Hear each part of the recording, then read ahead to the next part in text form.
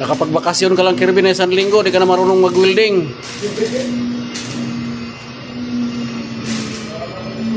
Lakas ng kinig ng kamay mo.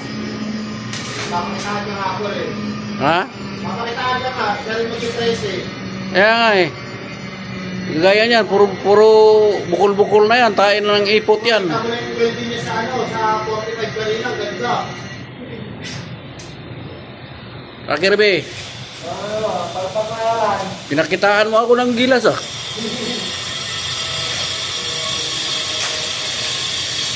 Para nung umay ko sa'yo, makapakalaga natin ito.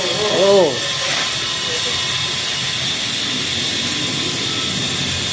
Ayan si Kirby, bibira na ng tubo pero patay sindi yung banat. Ang sabi na kayo na kayo ito, hindi pa siya ngayon, Gara, i-grind mo yan, kalbuhin mo, puro butas-butas yan.